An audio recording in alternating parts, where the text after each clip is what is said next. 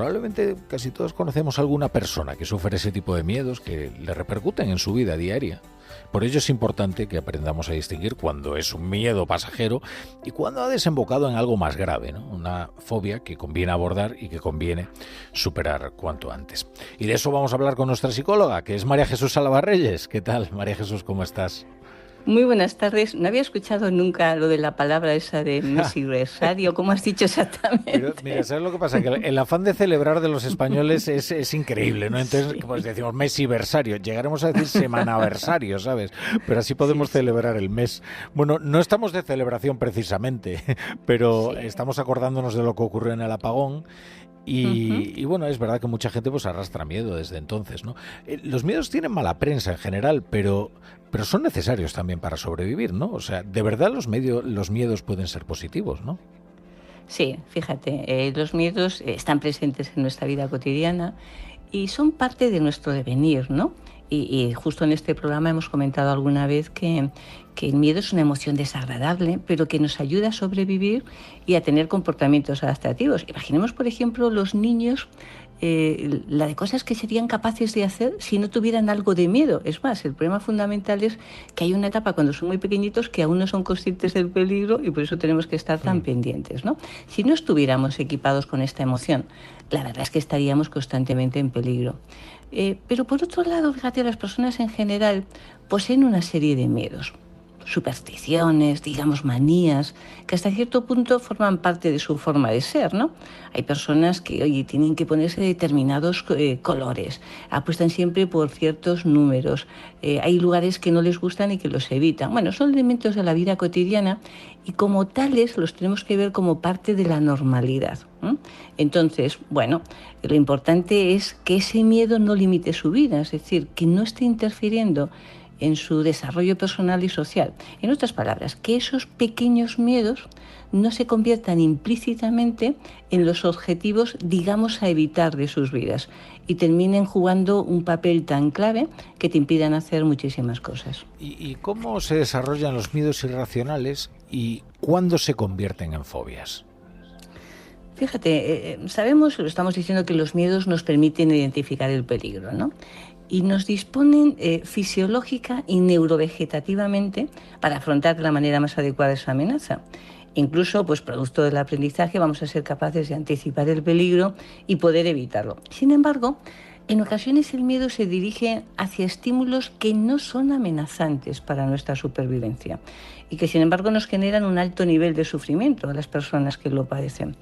Cuando el miedo se dirige de manera irracional hacia estímulos, pues por ejemplo objetos, contextos, situaciones, pues por ejemplo el miedo a pasar por un túnel, el miedo a volver a montar en un ascensor cuando es más seguro subir en un ascensor que entrar por la calle, ¿no? Pero cuando se dirigen de forma irracional hacia esos estímulos que no tienen la propiedad de provocar miedo, en principio no tendría por qué ser así, entonces estamos hablando de fobias. Es decir, cuando las personas debutan con un problema fóbico importante, generan un alto nivel de angustia y de interferencia en su vida cotidiana. Entonces tenemos delante un problema de salud.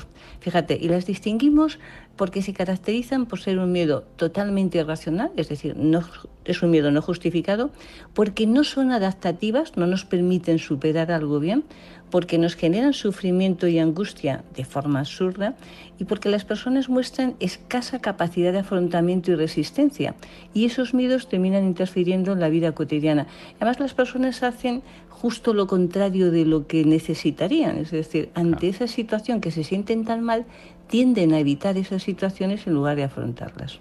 ¿Y cómo se desencadenan las fobias? Es decir, ¿cuál es su mecanismo? Fíjate, por una parte las fobias, cuidado, porque la gente piensa que esto es algo muy raro, ¿no? Y sin embargo tienen una prevalencia muy elevada, entre el 10 y el 15% de la población tiene alguna fobia. Y a veces las fobias, dices cómo se desencadena, a veces tienen un carácter aprendido.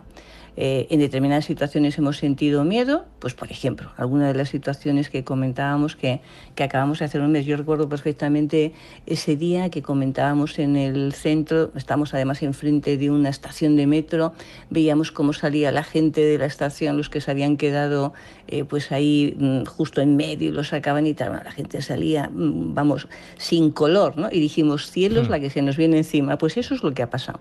Es decir, ha habido muchísimas personas que ante esas situaciones aprendieron a tener miedo en la situación que vivieron, que era una situación además totalmente inesperada. No sabían exactamente qué es lo que pasaba, una situación en la que te encuentras de repente muy perdida, en la oscuridad. Bueno, también pueden darse algunos elementos predisponentes que pueden tener. Es decir, hay personas que desarrollan más fácilmente miedo, son personas especialmente inseguras o con una hipersensibilidad especial, ¿no? Y fíjate, el proceso que se produce es muy claro, es muy bonito, pero voy a tratar de explicarlo de forma así como bastante sencilla. Mira, a nivel fisiológico, la amígdala se activa en situaciones de miedo. El hipocampo es la memoria del miedo, es decir, si hemos tenido una situación previa de miedo, el hipocampo lo que ocurre es que nos lo recuerda. Y la corteza central, que es la parte intelectual, en esas situaciones se inhibe. Es decir, el miedo le impide pensar y ello provoca que nos sintamos desprotegidos, que racionalmente nos encontremos indefensas y sin recursos para afrontar nuestra fobia de forma eficaz. Es decir, el miedo dispara el sistema nervioso autónomo y nuestra parte, sistema nervioso central, nuestra parte intelectual se queda inhibida y a partir de ahí es como si dijéramos, una persona desde fuera te dice, pero esto no tiene ningún sentido, ya, pero tú desde dentro no te funciona para nada tu corteza y te dice que no puedes superar ese miedo. Desde luego que digan que no tiene sentido, eso no va a curar la fobia. Pero sí hay algunos tratamientos que pueden funcionar. ¿Cuáles son esos principales tratamientos?